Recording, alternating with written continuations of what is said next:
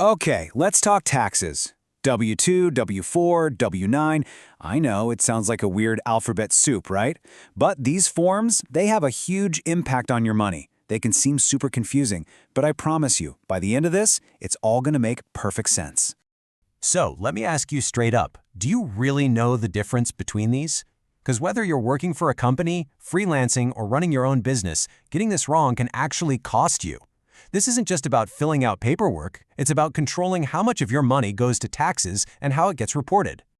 But here's the good news. All of this complexity, all these different letters and numbers, it really just boils down to one single key idea. Once you get this one thing, everything else just clicks into place. It's actually pretty simple. And that one key thing is your role. That's it. Are you an employee getting a regular paycheck from a boss? Or are you an independent contractor, maybe a freelancer or a small business owner getting paid for your services? Your answer to that question changes everything and sets you on one of two paths. We're going to walk down both of them. So let's start with path number one, the one most people are on, the employee's toolkit. If you work for a company and get that steady paycheck, these next forms are your bread and butter. The very first form you almost always see, probably on your first day at a new job, is the W-4. Now, think of this form as your personal instruction manual for your employer. You're literally telling them, hey, based on my life, my family, my other income, this is exactly how much money I want you to set aside from each paycheck for my federal taxes. And the way it works couldn't be simpler. 1, you fill it out. 2, you give it to your company, usually HR. And 3, they take that info and make sure the right amount of tax comes out of every single paycheck. It's a direct line of communication between you and the payroll department. Now, there are a couple of really important things to remember here. First, and this is a big one, you do not send your W-4 to the IRS. It just stays with your employer. Second, this form is not set in stone. It's a living document. You know, if you get married, have a kid, or your financial life just changes, you can, and you absolutely should, fill out a new W-4 to adjust things.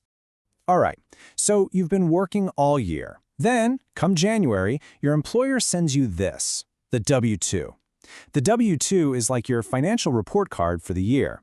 It gives you the grand total of everything you earned and, just as important, exactly how much tax you already paid through your paycheck withholdings. This is the golden ticket you need to actually file your tax return. So you see how they connect?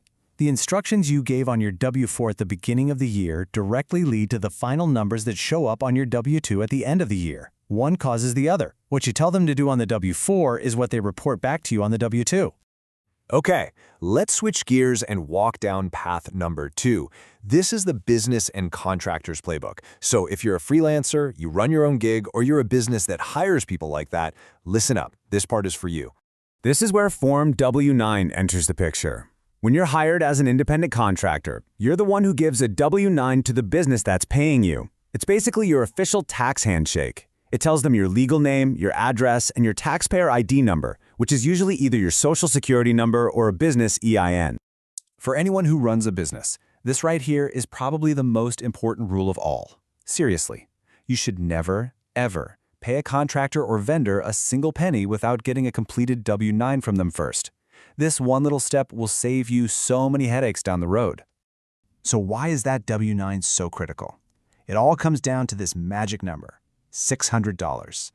If you pay a non-employee $600 or more in a single year, the IRS says you have to report that payment.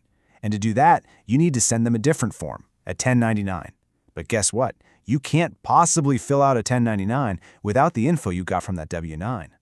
So the workflow has to be in the right order. It's critical. Step 1, collect that W-9 before any money changes hands. Step 2, pay the contractor for their amazing work. Then Step 3, at the end of the year, if those payments hit that $600 mark, you issue them a 1099. Believe me, trying to chase down a W-9 from someone you've already paid is a total nightmare. Get it first. Whew, okay, that was a lot of W's and numbers and rules. So let's just pull it all together in one quick recap to make sure it's all locked in. Here it is, your cheat sheet, the W-4 that comes from the employee, and its job is to set the tax withholding. The W-2 that comes from the employer, and it reports what you earned for the year. And the W-9 that comes from the contractor, and it gives the business their tax ID. See? Each one has a clear job and a clear owner. So there you have it. We've untangled that alphabet soup. These forms aren't a mystery anymore. They're just tools, and now you know how to use them. So the only question left is, now that you know the rules of the game, are you ready to take control of your tax path and make it work for you?